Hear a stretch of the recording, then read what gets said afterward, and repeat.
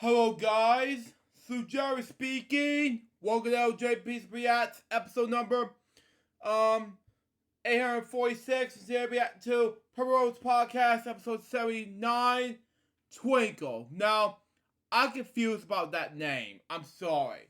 So let's react to this beginning in 5, 4, 3, 2, 1, go. Wow. I'm Carrie Stinson, and my journey through life has been quite an adventure. For over 20 years, I played Barney the Dinosaur on tour and 7 seasons of the hugely popular TV show Barney and Friends. Now my journey is to bring together friends and guests from all over the entertainment world for inspiring and at times amusing behind-the-scenes conversation. I'm Carrie Stinson, and this is Purple Roads. Welcome to Purple Roads. My name is Carrie Stinson.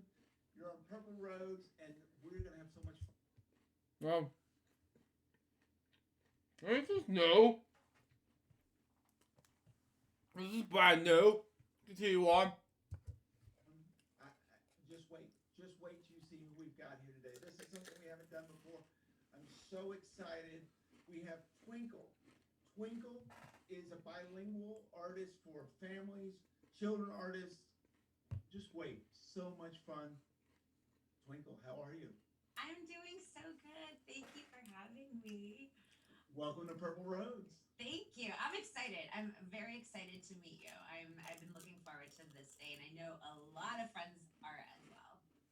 Well, I've been checking out what you're doing. I love what you're doing. This is so much fun. And, you know, they call you the Lady Gaga of children's music. This is so cool. Wow. Okay. Makes sense to me. Continue on. You know, that's like a pretty big thing. I love Lady Gaga, so I wouldn't say. I mean, like for me, I'm like, oh wow, okay, thank you, like because that's kind of a huge thing to say. But I think maybe it's just I'm bold like her. I'm a pop singer like her, so I can see the comparisons, and I dress kind of crazy, not in a meat outfit, but kind of crazy. Yeah, but I think also it's because of the acceptance. Yeah. Right? We're really opening this up to everyone. And for kids, this is so important because at that time where they're fragile and they don't know their place in the world, and we have issues, you know, especially with online stuff of bullying and things of that, letting them know that they're accepted and it's important to be who they are. And then also adding the aspect of being bilingual. Yeah. It's so important. It's who you are. It's who I am. I'm first generation American. So my mom is from Lima, Peru. My Wow. dad's Romanian. And so for me, our household was so many different cultures and so many different kinds of music. Music was really big in our family. My dad was a former trumpet player. So music was always a staple at the house, but in both English and Spanish. So that's kind of carried with me. Spanish is my first language. My mom insisted that we speak Spanish at home. My grandparents, also from Lima, Peru, and my uncle, we all lived together. So I had to speak Spanish because my grandparents and my uncle didn't speak a word of English. So I would teach them English, and we would also speak in Spanish. But that, you know, I love that the traditions Yeah. stay and there's how important they are, and the fact that you're now pushing them. We were talking right before we started here, and I love this though that you also say, you know, you're a girl from the valley, and so you. Wow. I'm Of the so, valley going into the bilingual aspect. it's so funny. Like my friend was I was just talking to my friend about this yesterday. So I'm from Los Angeles, California. Wow. Okay. Continue on. I'm not the San Fernando Valley. So if you live in California, there's the San Fernando Valley, which the valley, like the whole Valley Girl thing, became really popular years ago. Like like oh my god, like that whole thing. But it transcended to every part of the country, and Hey on, Twinkle. Give me one moment. See how much percent my iPad was. Okay, that's good, Barry. So I'm definitely a girl from California that has a Valley girl accent. So when I speak in Spanish, I also have that Valley girl accent when Makes I'm sense. speaking in Spanish. It's just who I am. I'm from Los Angeles, California. Wow. So let's tell everyone a little bit about your past here, because you have had some different aspects. You've done some TV work. You've done the music as well. You had a group, and so all of those things have led into Twinkle and what you're doing now. So Yeah. tell everyone a little bit about how you got into the industry and what brought you to where you are now with Twinkle. Oh my God. Okay, so it started when I was 5. So as I Wow. mentioned, my dad, a former trumpet player. Whoa. Before I get to that, okay, you were 5, okay, with Twinkle. Okay, move on, continue on. Literally at 5 years old, I was taking ballet class in a little small town. I grew up in a small town called Hacienda Heights, and in the next town over is a town called Whittier, and that's where I was taking ballet, tap, and jazz from the Tita Smart School of Dance. And every year they would do like a production. It was a husband and wife team, and they would write their own musicals. And so like I was doing. There was a Goldilocks and the Three Bears, but it was like their own version. And so there's a singing bluebird, and there was this song that was for the older kids, and I love the song so much, and I wanted to audition for it, but my teacher's like, no, it's for the older kids. I was 5, and Wow. and it just goes back to seeing like persistence does work, because even though I was ridiculously shy at 5, I was like, I want to sing this. So I literally sat and watched everybody audition, and at the very end, I'm like, can I sing? And I got up and sang, and that was like the start of it. And I actually booked the singing bluebird. But my dad, when he heard me singing at home, he was like, who taught you how to do a vibrato? Wow. I had no idea what vibrato meant. I didn't know what that was. And so that kind of started like the bug of performing. My teacher, Tita, like literally encouraged me to audition for theater, starting in community theater, which led to like legit, equity roles. Like I was like in Annie and Sound of Music and all these things, all these roles that have kids, musicals. Wow. I loved it so much because I was this little kid who was shy, who never quite fit in. I was always bold in attire. I kind of marched to the beat of my own drum since I was really little. But I found that this world of make believe, and being on stage where you can't see the audience when the lights are off, like all of a sudden I had like this spark of confidence that I don't know where it came from. But then leaving the stage, I was not confident. I was like that shy, insecure girl. But then from doing a production of Fiddler on the Roof, there was older people in the show, and they had agents that were, submitting them for like commercials and TV. And I had an agent approach my parents, and all I could think of was, oh my God, I want to be in a Barbie commercial. Wow. And I didn't know you got paid to do this stuff. I thought, oh my God, if I can get all the Barbies in the world, that would be awesome. So that was like my goal and my persistence in, Mom, Dad, I really want to do this. I want to do all the Barbie commercials in the world. Wow. So I got into TV from that, like doing commercials. I started doing a lot of voiceovers too as a young kid. So I was doing. What was that like to go from live to TV for you?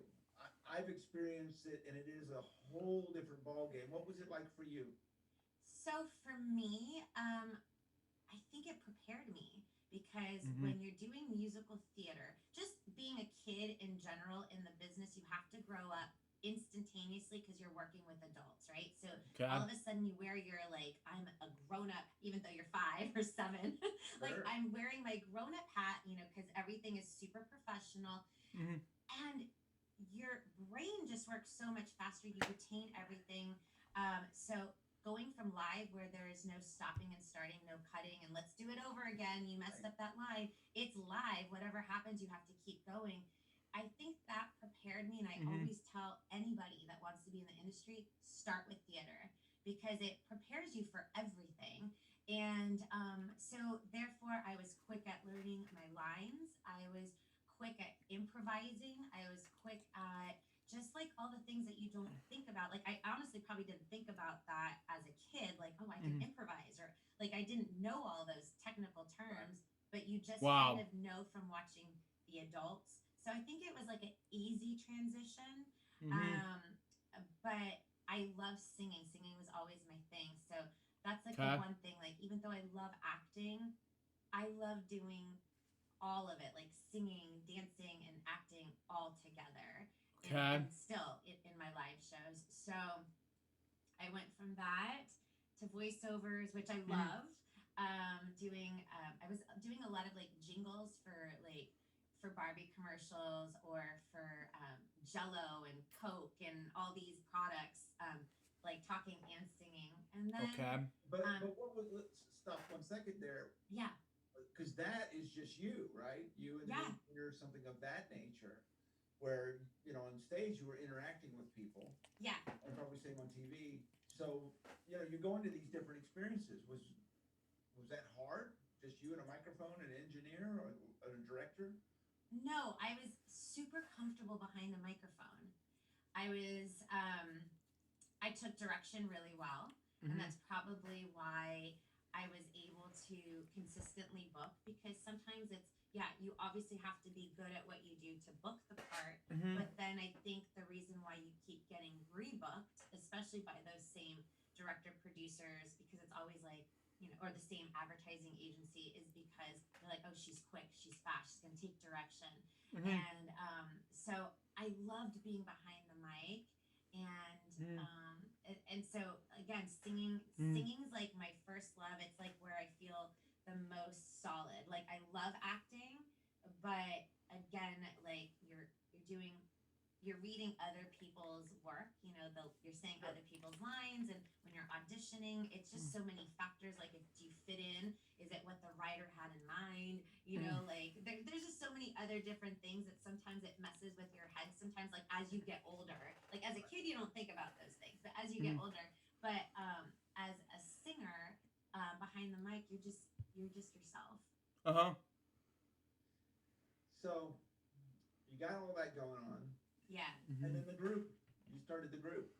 Yeah. So I throughout my childhood, I was doing a lot of TV guest starring, reoccurring. I reoccurred on like My Two Dads, and had my very own TV show called Sanchez of Bel Air, which was Wow. like kind of groundbreaking because it was about a Latin family. It was before Fresh Prince of Bel Air. In fact, they used our sets after our show got canceled. Yeah. Because people be like, Nowadays, the French Parallel just slap Chris Rock in the face, and I'm like, wow, the Oscars, and I'm just like, wow, and I was just like, and Will Smith's like, keep your wife's name out of your bleeping mouth, and excuse my language, but it just terrifies me. I know, but and the thing is that it's just. As I read on the news so many times on FWO and Crazy Munch's web show respectively, I was like shocked, and to say these things like that, I'm so sorry, but this is a reaction video to Purple Rose podcast, That's just me, of course. Continue on. God, that looks really familiar. Were they after? No, like no, we were before Fresh Prince. We were actually known in the behind-the-scenes world because our show, there's a law in Screen Actors Guild based from our show. It's called the Sanchez Law, because the producers of the show, created like one of the very first formats of how actors and producers and stuff get paid on a cable network, because we were one of the first original cable program shows. So that was kind of cool. The late, great Rennie Santoni played my dad. Wow. And Bobby Sherman, who I didn't know, but was like this huge teen heartthrob. And we did shows. That was a cool thing about doing that show is it was in front of a live audience. So you kind of had that like live musical theater vibe when you were filming. Right. But all these screaming fans for Bobby Sherman as a kid, I was like, I don't know why they're screaming for Bobby. Like, I don't get it. Wow. I had no idea he was like the Justin Bieber of the day, right? Yeah, it's so lame. Just Bieber these days. Continue on. So I did all of that, but again, singing was my first love, and probably like right out of high school, in high school, I started going. I really want to pursue more. I want to be a pop star. I want to do like No Doubt, Paula Abdul, Madonna, like what they're doing, or Selena Quintanilla, who I just idolized growing up, and Gloria Stefan, because they were doing music in English and Spanish. And I was like, wow, okay, they're like me. Like they're doing it. We speak at home English and Spanish. We listen to English and Spanish. And I wanted to do that. I just didn't know really how to go about it. And so putting together a group with friends that were all like-minded. We, like living in LA, there's a lot of people that sing, dance, and you just go to auditions together and you meet the same people, you work together all the time. And so that's kind of how we formed.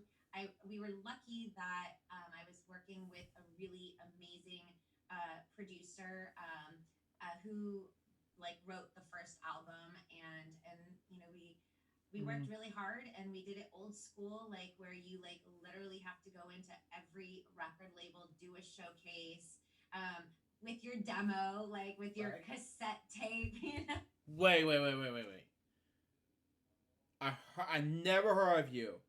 First of all, Twinkle Time celebrates. Oh, I see what you're saying. Okay. What year this came out? 2009. Well, I was only 14. Okay. Okay, that makes more sense. Continue on.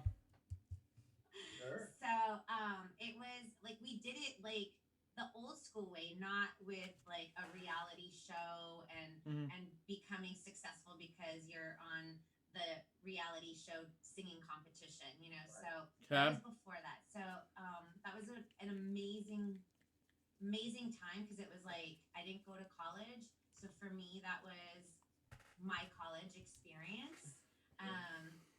Getting signed right after high school, and that's when I started really paying attention to the business side of show business. Again, maybe because I had grown up in the industry, maybe all along I'd been absorbing, like, kids absorb like sponges. Right. And so, but I really became hands on with all the business stuff in my girl band, even though I was like 16 and a half. So, yeah. Well, I think that's the best way to learn. Yeah. I went into the industry. I didn't know a whole lot. I'd actually never even been in a costume before when I got into Barney, and I was a musician, and I had done some things. But that's really, I think, where you learn all of that stuff. Yeah. And It's so like, I think that's important.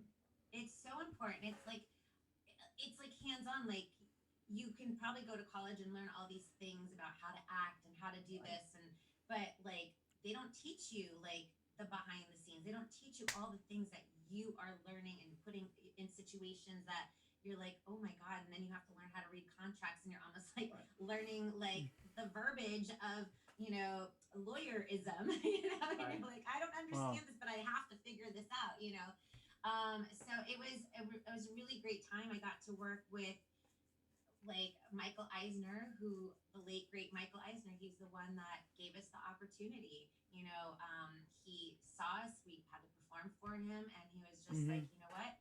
Not only is this going to be a recording group, we're going to sign you as a recording artist, but we're going to do a TV show for you guys. Wow. Like, what? Because we were signed to Disney Hollywood Records. Sure. Bob Cavallo, who is Prince's manager.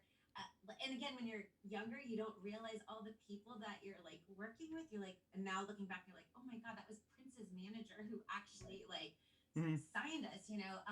I was working with the marketing director, Diana Cass, who I actually, I've told her since how much I learned from her every day. She ended up becoming Lady Gaga's marketing person after she left and went to a different record company. But I was that kid who, once we got signed, I literally went and I hung out at the label every single day.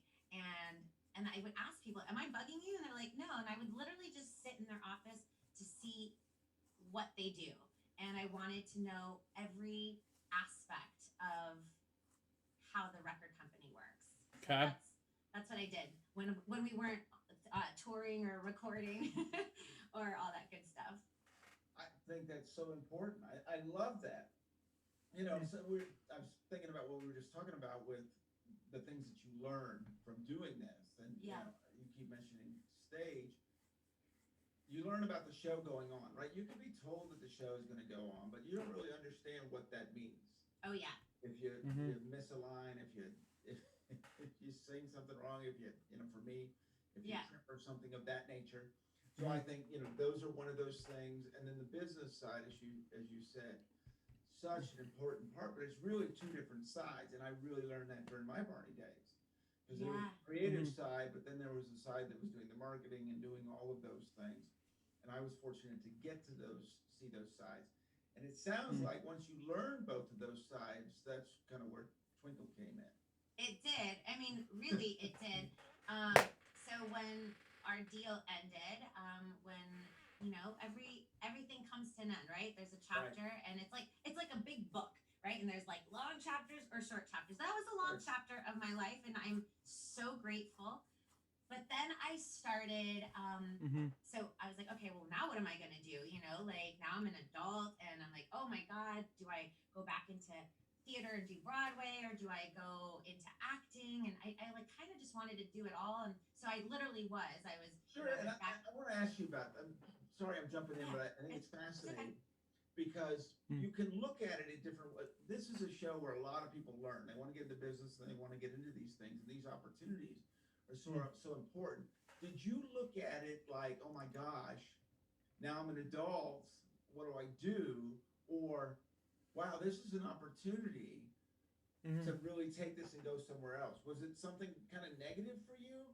Or did you look at it as this exciting opportunity to where you go next in your career? I was excited. Now, had this happened now, there would have been because we were known when we got dropped, that I think everything would have been cohesive, and I would have booked super fast, right? Wow. But at the time, you were an artist and you were in a box. You were an actress, you were in a box. You did theater, you were in a box. Nothing merged together, right? And so when I decided to look for an agent, they would look at my resume, and I'm like Billboard charting, gold record recipient, opened up for Britney, Backstreet, all these amazing things, right? And we had our own pilot. They looked and they're like, oh, all these credits, like my acting credits, all these acting credits are old. What have you been doing for X amount of years? Right. And when you tried to explain, they didn't go, oh, wow, we can use that as a marketing to get you in.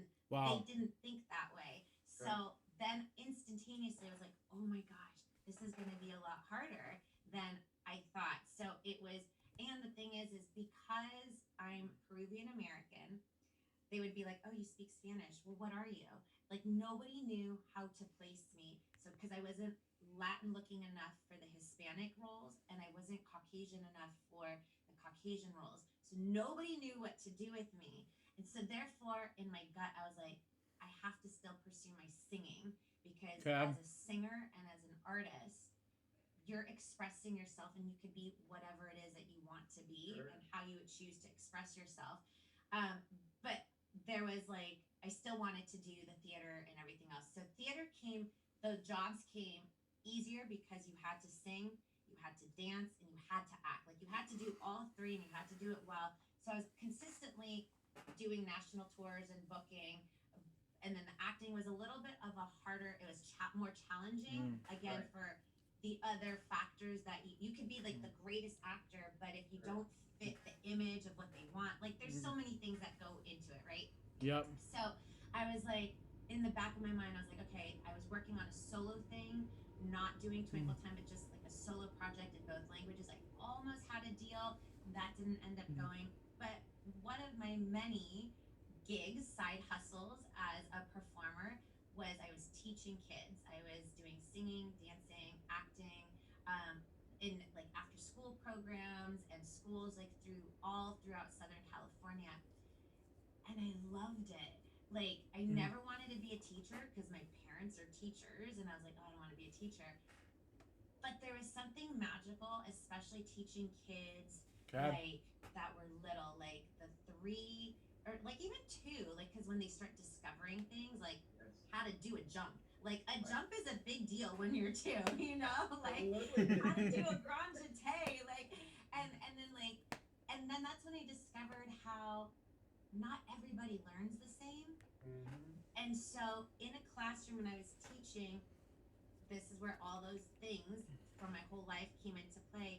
I had to think quick on my feet because I noticed that little Shelly could learn this way, but little Jules couldn't learn this way. So I had to be like, I had to think quick on my feet to figure out how to teach an entire class of different people that think differently how to teach. And I was like, oh my god, but I loved it, and I loved their expression when they learned it for the first time. Like they got this gleam in their eye, like, oh my god, I did it. Wow, so wow. That was cool for me. And another side gig, that's why I was like, this is so cool that we're having this conversation, was you always have to find gigs that work around your audition schedule. Sure. So I was like at a callback for a commercial and I saw this posting. We're looking for bilingual. I saw bilingual first. Weekend job, perfect for actors, performers. It was going to birthday parties dressed as Cinderella or whatever it may be. And I was like, oh, if I could do that and audition, I'm going to do. So I started doing so many things that involved children, and I loved it. I thought it was magical. You're bringing like a sense of wonderment and joy, and I was like, oh gosh, I really want to do this. Right. So Wow. this whole persona thing literally came to me in a dream one day, and it was kind of one of those weird outer body experiences. And then one day, like I always took acting class on Monday. My teacher couldn't teach this one particular Monday because she booked a job. Right. And I was like, what? And it was like a very intense class, like super intense class. It was like 5-6 hour class. And I was like, what am I going to do? And I literally, it's like something came over me and I just started writing. And I looked, I was like, oh my God, this is a song. And then something else came and I wrote another song. And I literally had to call my mom and be like, Mom, I don't know what's happening, but check out what I'm writing. And she's like, that's amazing. I'm like, so all of a sudden by the end of the week, I had like an entire album worth of songs. And I was like, what am I going to do? And that's when this whole thing started. And I was like, originally I wanted to do a musical called Twinkle Time, like a musical theater for kids. And so I recorded the songs, and then I decided to put it up on its feet with the help of my talented friends.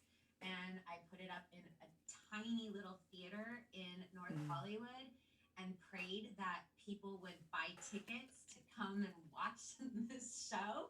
Right. And they did. And we did 2 shows. It was a very tiny theater. It was like a less than 99 seat theater. Sure. Okay. But I got footage, and then I was like, now what? Now what am I going to do? And then I literally just started cold calling people and pitching myself. And then people clearly at the time, then I realized, oh, the theater show is not, I don't have the funding or the budgets to do the theater show. So then I started evolving it into just an artist with the whole look and feel of like a real deal concert. Yeah, and so what did you? There's so much there. So much I tried to do cliff notes. No, I love it, but there is, because that's what Barney did. Exactly. We pitched. Barney was pitched all over the place, and turned down a lot. Yeah. Purple Dinosaur and all of that. So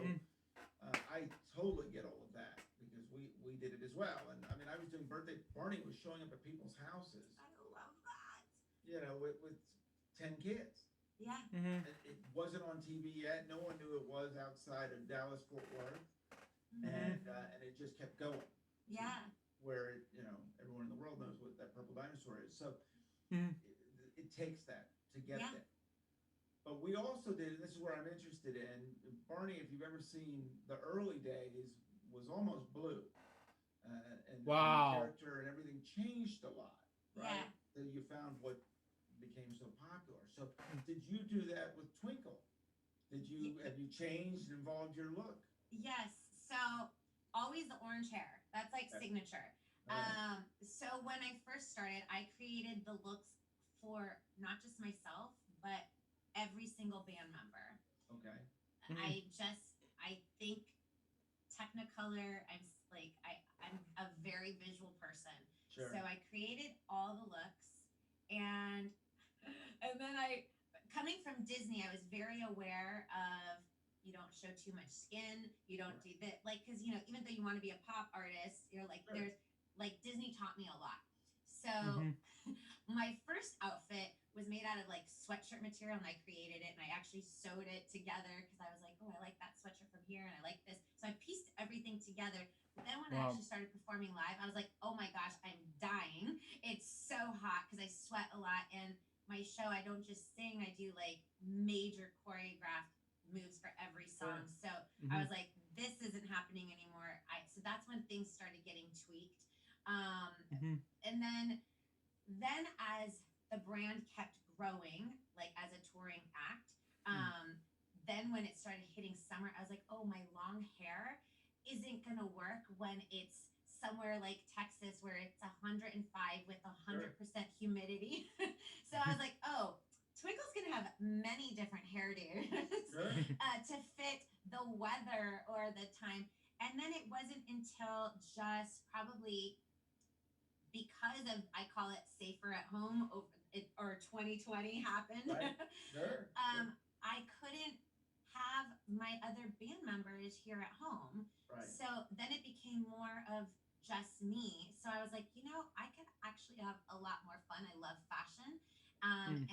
And over the years I've noticed that my crowd isn't just the itty bitties. Right. It is I have a lot of tweens, teens, Sure. Comic Con people, a huge following in the LGBTQ following that I was like, Okay. oh, I could have a lot more fun and so in the last year and a half, I've like gotten more like who I am naturally just with like as a fashionista. So I've Right. been doing a little bit more of that in the last year and a half.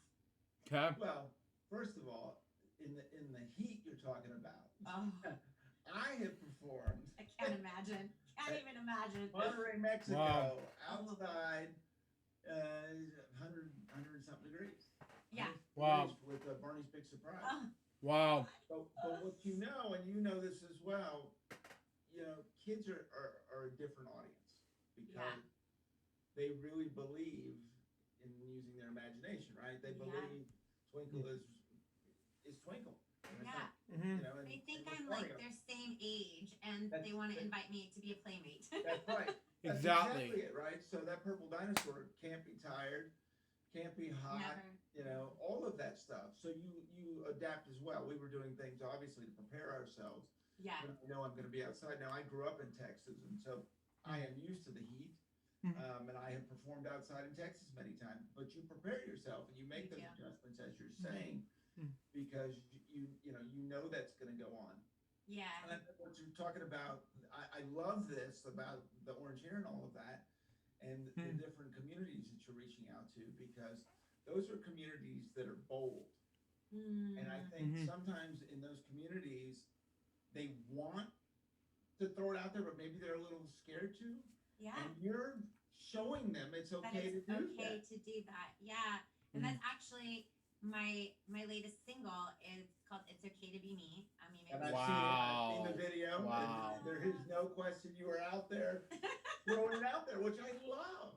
Yeah, I feel like I appreciate all artists and everything that they do because it does take courage, Yes. a lot of courage, to put yourself out there as an especially when you're doing your own music. You know, when you're an actor, you're portraying a different role. Somebody wrote those lines, but when you're an artist, it takes courage. So I applaud everybody that does it. But I am different in my genre because it's pop, it's hip hop, it's rock, all like. Which I'm not interested in. Pop, like Elton John, for example. Good examples there. But AC/DC, other things like metal, rock, children's music, those are my faves. Continue on. Into one, it's Sure. Bilingual. I'm doing it English and Spanish. I'm taking chances that other people won't. And have I been accepted at all times? No. I'm still having to, you know, break barriers, you know, like Sure. and show people, because the kids, that's the funny thing. It's the suit and tie, or what you call the gatekeepers. They're the ones that are like, I don't know if this is gonna work. Does it work? What you know, like what you know, like they're almost like afraid, but it's kids instantaneously are like, this is so cool. Wow. And the executives or the gatekeepers like could actually just put themselves back as a kid. Okay. Then Makes they sense. oh, this is like a no-brainer. So I've had a Joy. lot of challenges being an artist in the family space, but it's my followers and the audience that have been the most accepting, and that's where it all matters. So But we all go through that. yeah, We all go through that. We've seen it on this show a lot with other artists that have struggled, and they just kept going. yeah, And I think that's the key. Never to all give of up. it. Barney Never has doing it, done yeah. So many times it was just it's ridiculous. And I tell the stories of when we showed up. We did a JCPenney mall tour, and all of a sudden there's 50,000 people to meet Barney in Washington D.C. Well, Wow, I've that's been to what it DC once. That's just me. Continue on. takes to get people's attention, yeah, right? yeah, So it's not about talking; it's about doing. It's about it happening. yeah, exactly. Selling out concert tours and all the things that Barney did. Just the suits, jaws were dropped. They're like, what in the world is happening here? Right. The suits a lot of time just don't have that imagination part, right? That's why you have to have both the business and the other, because they don't see that part of it. Yeah, because they're only seeing the numbers. Like, oh, is this gonna sell? Is this gonna work? But Right. they're not the creatives, right? Mhm. So it's nice to meet executives or gatekeepers that have both. I think that's Sure. always. Well, Okay. sure, and they have a responsibility. This is not talking down in any way. They have a responsibility. There's a lot of money involved in these things and putting productions together. But it takes that other side, and it really takes the keep going. Yes. That Makes sense. If you get told no, well, okay, I'll just go a different direction. You're not going to You stop. have to exactly. You have to find a different. My mom always is like, you're gonna get 1,000,000 doors slammed, but just find a different way of getting there, and then figuring out a way to get in. I was like, Sure. and so that's what I've always done. Like again, there's so many things that have happened in my professional career since I was 5 that I could have easily given up. Right. But I'm not. I'm a fighter, and in Spanish it's la luchadora. They call me la luchadora. You just get back up and dust yourself off and just keep going and keep trucking, and that's what I've been doing. And it's just, you have to love it, because this industry is so hard. Like it's just crazy. So you really truly have to love what you do. And I truly love working with kids and making music and content for kids of all ages.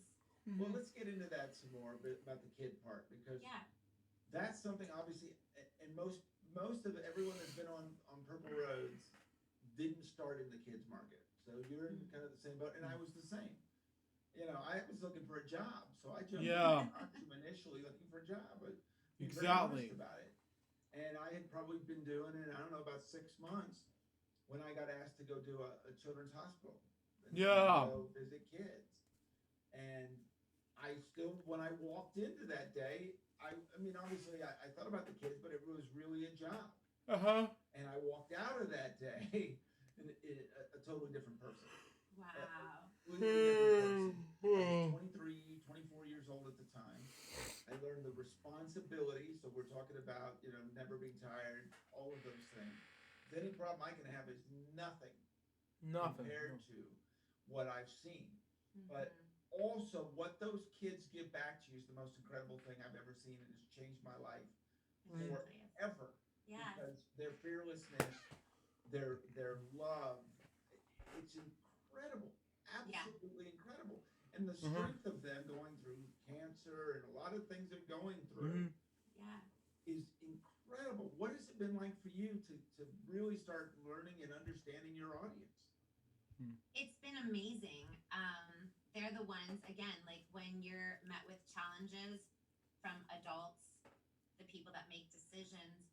I just have to remember I'm doing it not for that. I'm doing it for the kids. Like to me, this is my calling. This is my purpose in life.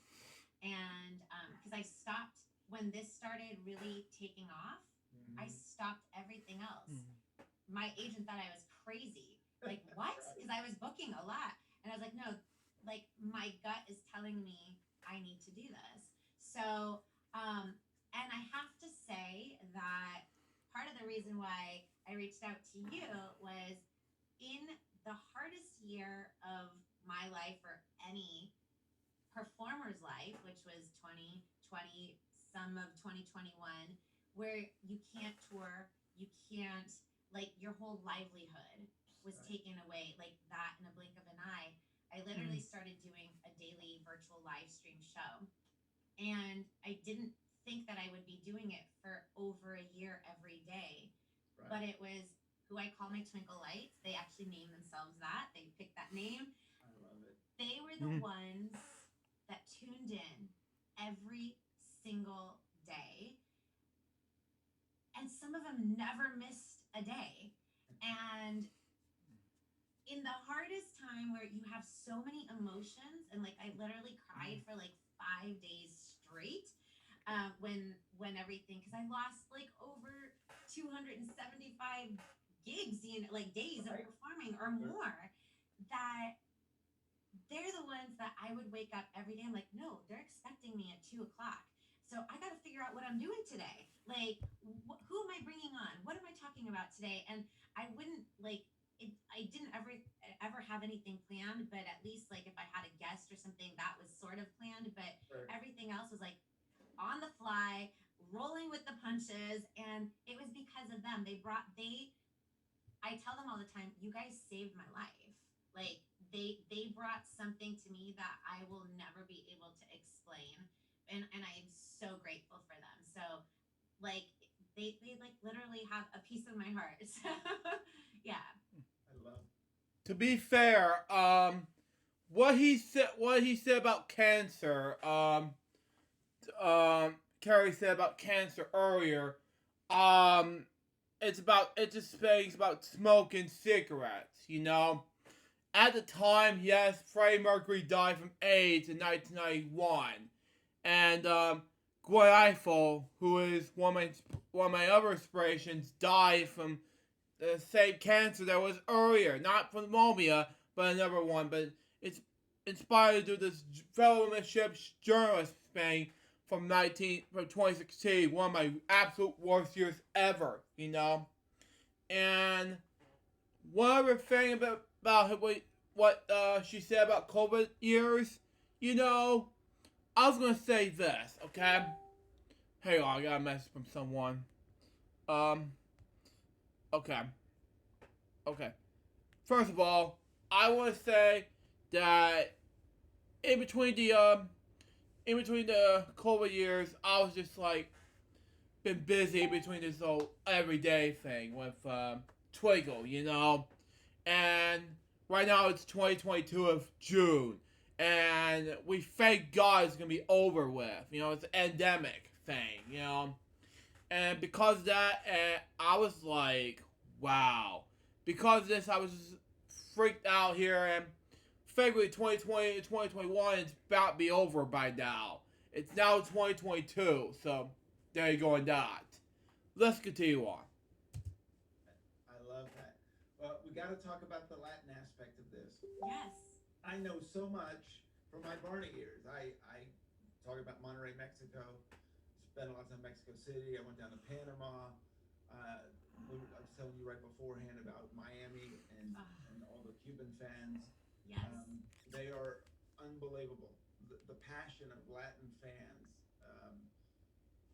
We would go They're down to diehard. Mexico City and sell out their biggest theater, and it was just unbelievable. Um, we were lip syncing, obviously, so I had to learn that, which is a lot faster than English. So that was a challenge. There's many more syllables in Spanish than there are in English. There absolutely is. The more that I learned that, and I was telling you this before, and I've told this before, that we took the Mexico show, Wow. Spanish show, to Miami. That didn't work out too great because there's different dialects, obviously, what they did in Cuba. And I've been to Puerto Rico, which is, Wow. oh my gosh, the passion down there is absolutely incredible. Let's talk about those Latin fans because they are Wow. they're just amazing. They really are. They're what I've known about the Latin community for, because I, like whether it was in my girl band days, Nobody's Angel, or me just pursuing my own solo thing, and now Twinkle Time, is when they decide to follow you and be a part of your life, and vice versa, they will be a dedicated follower. It's like, it's very different from American followers where it's like, oh, you're the cool thing right now, but in a year from now, I'm on to something else. It's very different in the Latin culture. Like, when they follow you, they will follow you for life. And the Latin community has been the most accepting and, like including me, like in opening their doors, whether it's from, TV things, opportunities, or just shows in general. It's just been amazing. And for me, it was always a dream, like going back to the fact that Selena and Gloria Estefan were my idols. I always wanted to do something in both markets. And my dream was always to do an entire album in Spanish for Twinkle Time, because I do my shows in English and Spanish. If I look out into the audience and it's primarily Spanish speaking, then I do, a whole Spanish speaking singing show.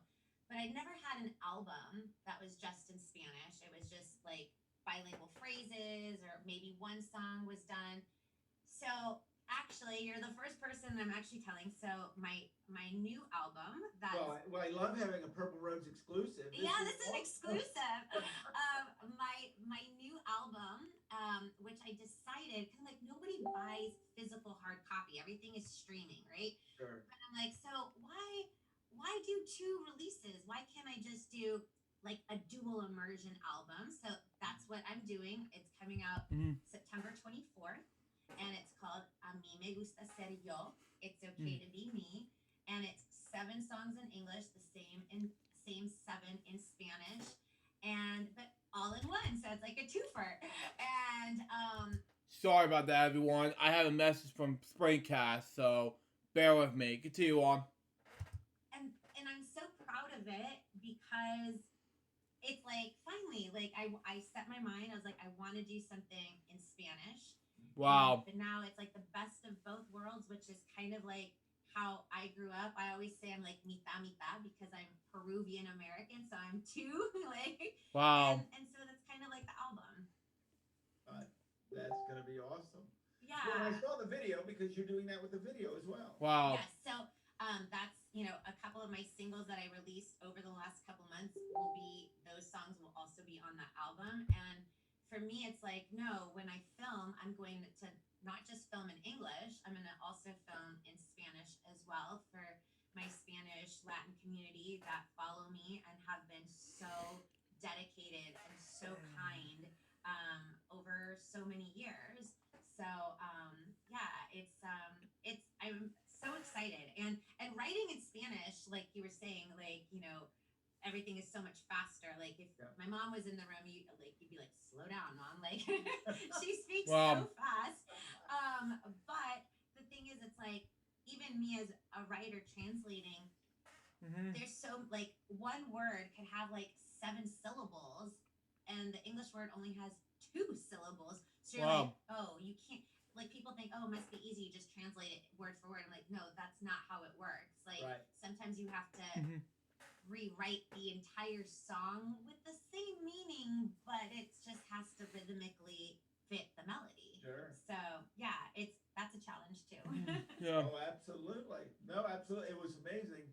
I told you I did a live show in Mexico City, and I don't speak any Spanish. I know a few words, and so they gave me key words to listen for, Wow. and I went out on live national all across Mexico listening for these words. You're like, I hadn't heard that word yet. Yeah, yeah. Amor, obviously love, and this and this and Yes. that, and Mhm. it's amazing though. With that being said, because we had a Mm. Bernie voice that was doing it all in Spanish. Of Mhm. course, I didn't understand either.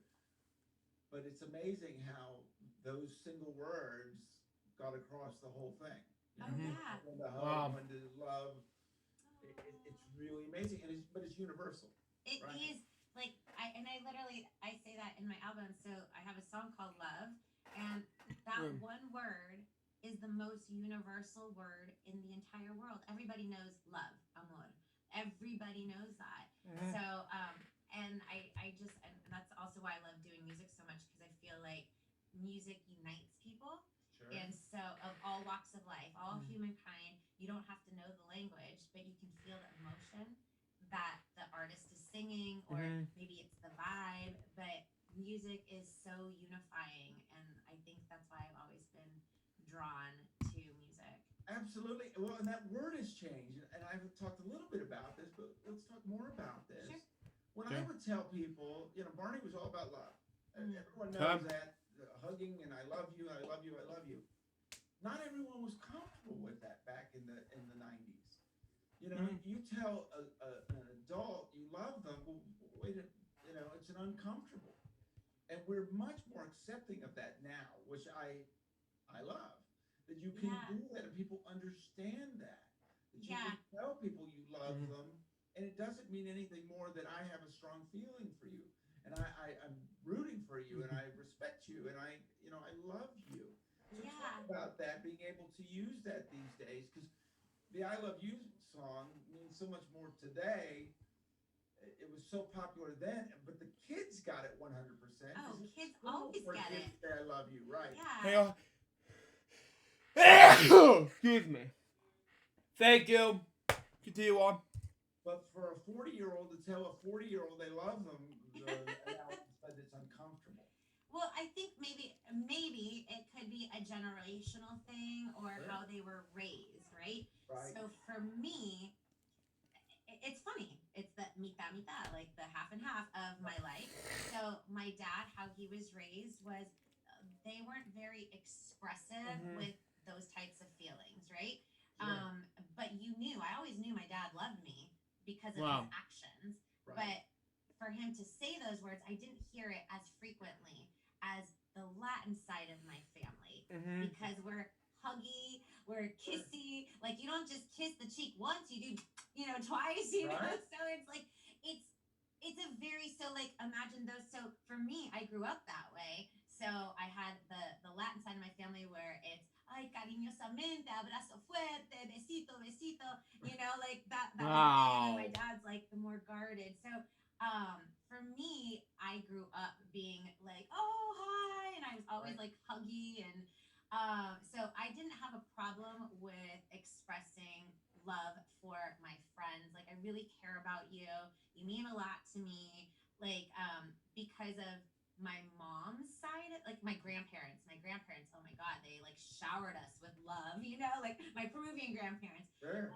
Mhm. But I could see how that could be. Maybe it's a generational thing, or again, probably like how people were raised at home. But I Well, Wow. think, and I think artists like you are pushing it also, which really yeah, helps. yeah, It's important that Mhm. you're pushing that message out there. yeah. No, for me, it's super important to do everything. Like you as a person, to always do Mm. things with kindness, with love. And also I think the thing for me, the most important thing for me, and I hope that's a message that I'm able to like put out into the world, which I think I'm doing, is to be accepting of all humankind. And to like we're all unique and different, and I feel like Mm-hmm. we have so much like on our phone, with the filters and the social media, and it's just so much for like it's so much for me sometimes that I can't imagine what young kids are going through with the TikToks and Sure. always having to have a phone in their face and the filters. That I just want to let people know, kids of all ages, it's not about the filters, and you don't have to be perfect all the time. Like that one thing that you may not like about yourself is what probably is the unique part of you, Right. Mm-hmm. and to embrace that, embrace your uniqueness, your originality, and also accept and embrace that of other people too. So that's like my big message. No, I love that, and I want to talk about how you can get that out there because for Barney, we didn't have all of social media, we didn't have all the internet, Mm-hmm. we were talking about laptops. Yeah, I know, like it was so Mm-hmm. basic when we were doing it. So now you have this opportunity to get your message out. Obviously, Facebook and Instagram and Twitter and YouTube and your website, all of those Mm-hmm. things.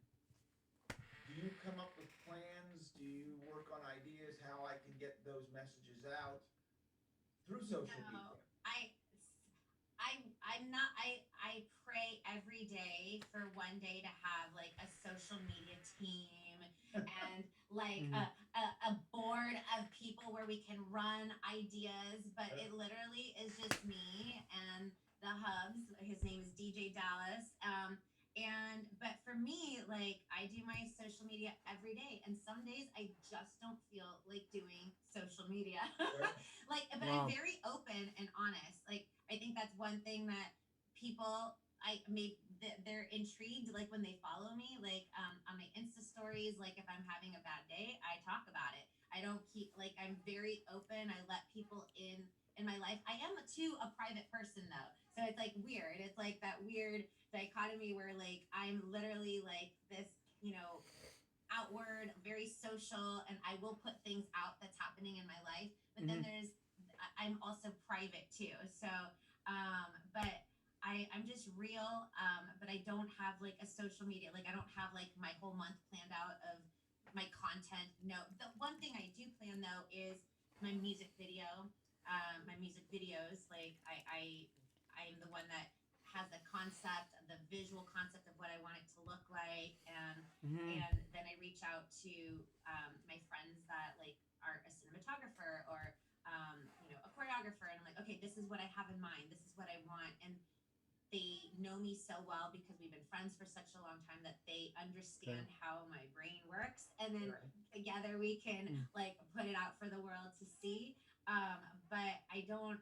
Yeah, I pray for that. I pray for the day where I have a team that can help me like do it on a daily basis.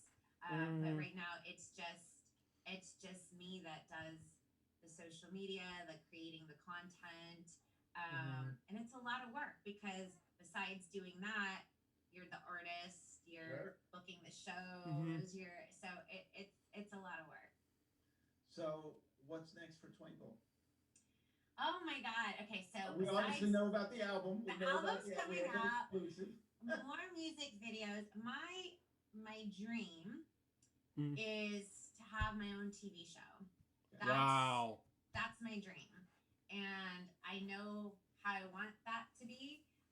So now, again, like where you guys pitched it many a times, I too have pitched it many times. Have almost had deals, and Come in. Thank you. Let me get your trash. Okay. Can you give me some Pringles after this is over?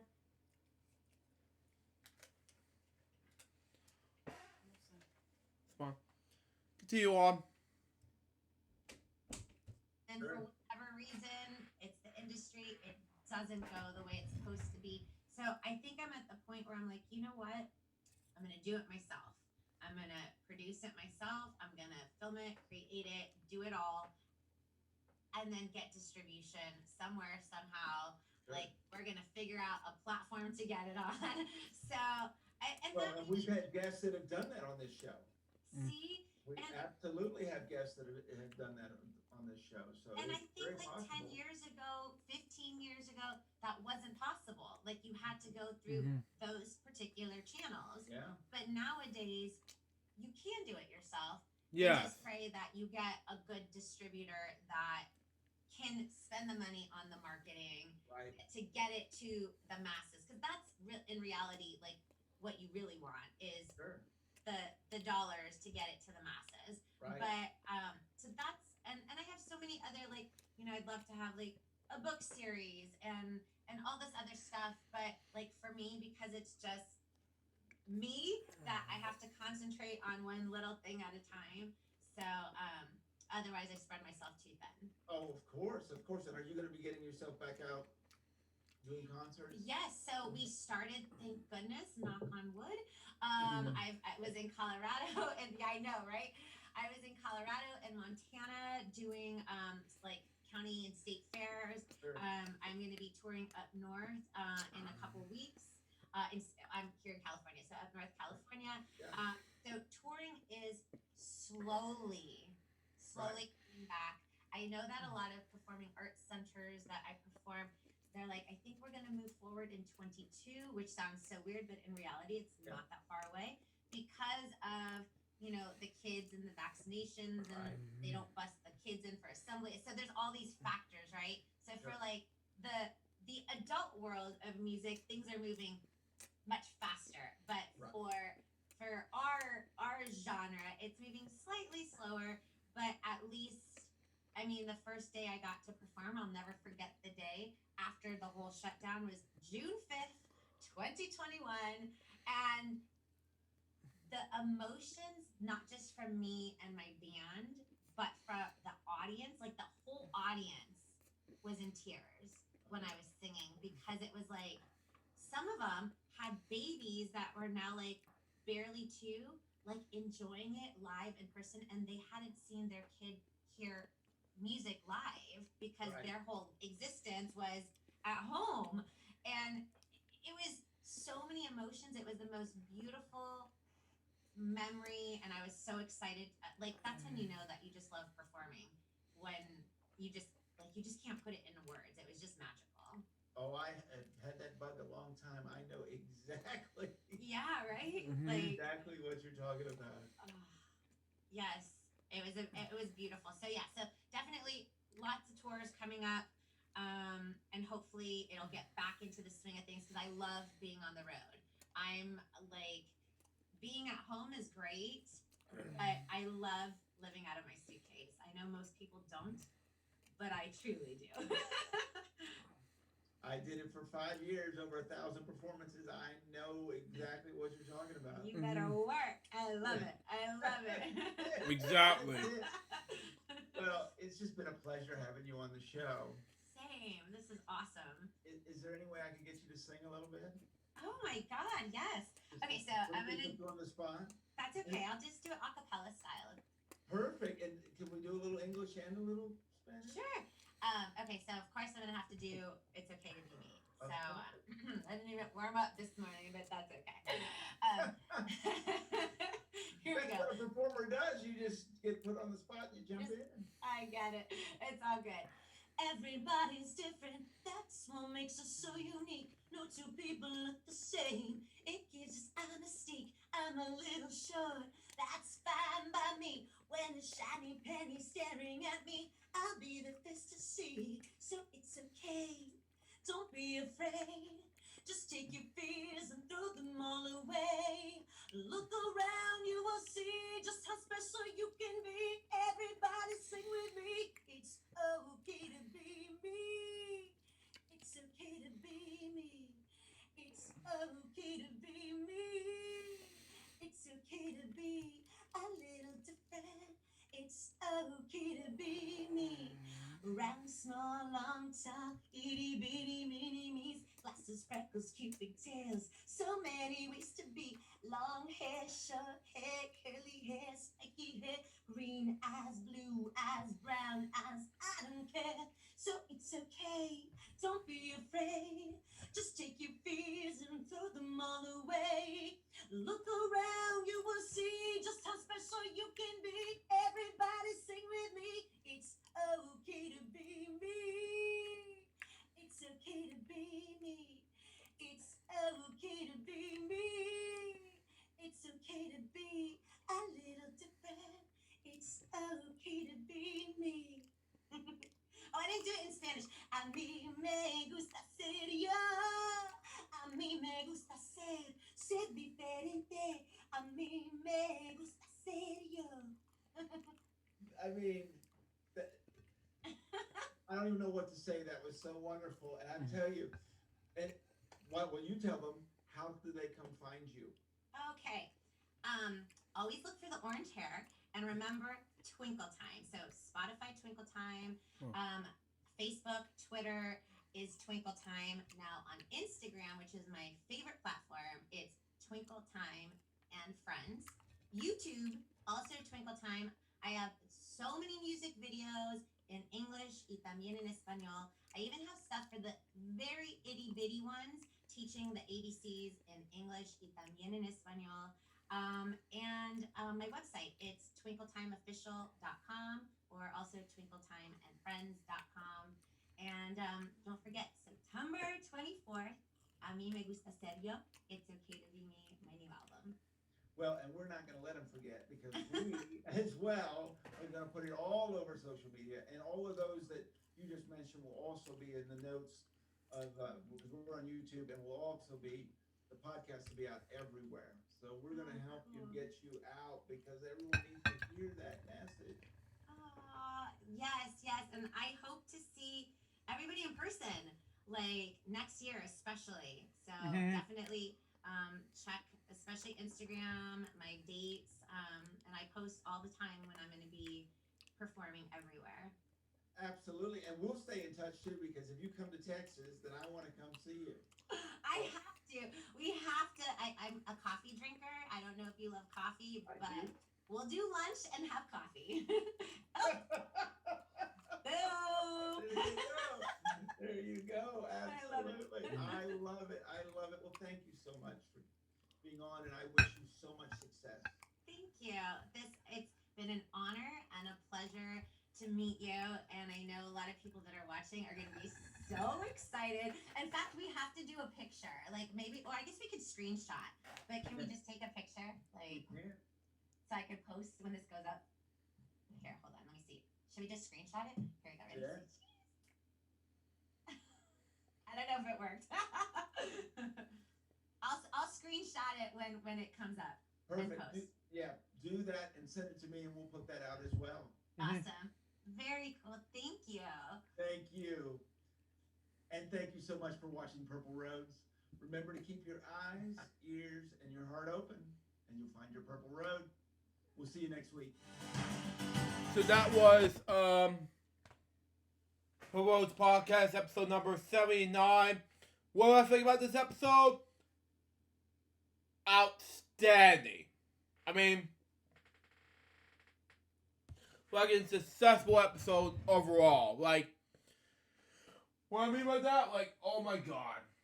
I haven't seen Twinkle in my life. You know, that was the main Lady Gaga difference. You know, that's me, of course. That was LJPCBM episode number 846. Hope you enjoy it.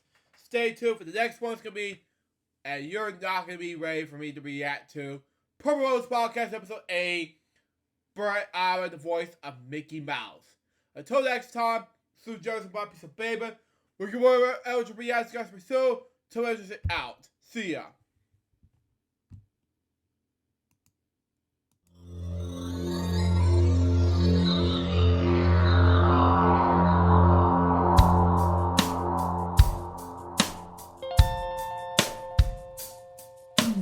Given unto me this life I'll never take for granted, and given all the time I failed to really understand it, I never sought to meet the maker of reality, the one who gave the life that which is always happening. But I tried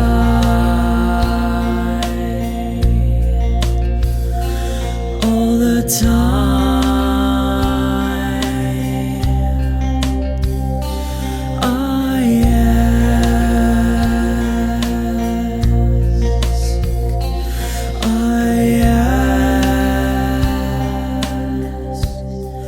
Why me? Why was I the one to see things as I do under the moonlight and the sun? Perception is the question, and the giver holds the key.